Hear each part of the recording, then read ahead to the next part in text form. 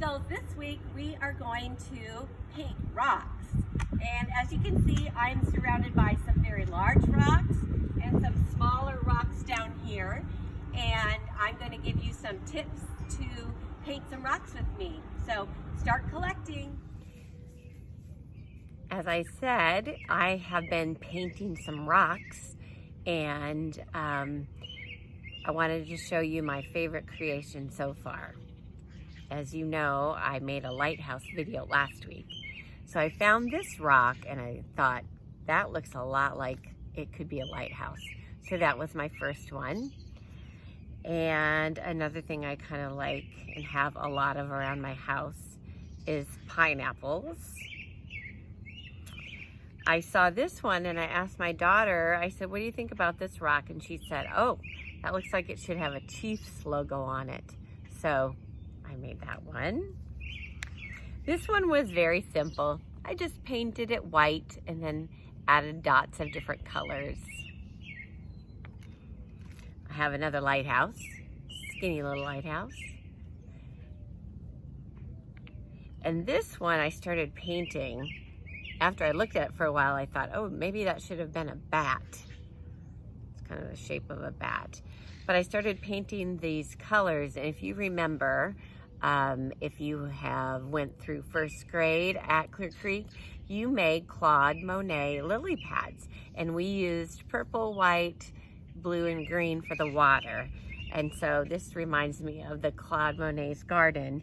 And then I made a paper lily pad just to see if I liked it with the lily pad on it.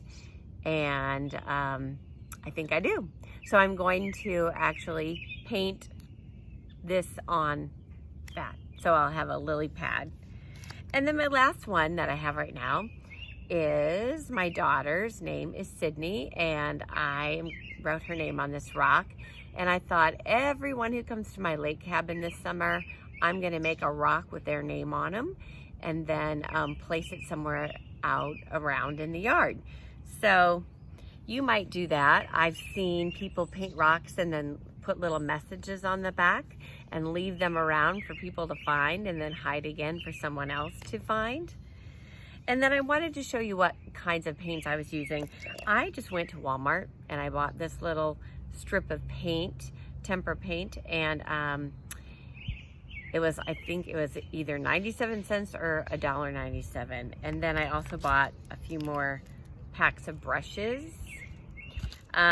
These little paints in the bottles work really, really well. This is acrylic paint, and so this will stay on. If this is temper paint, that would wash off.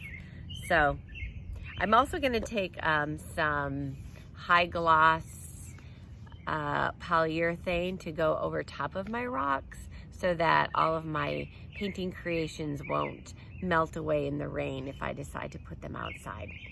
So Eagles, grab a rock, stare at it for a while, and see what you think you want it to become. It's kind of like its own little canvas.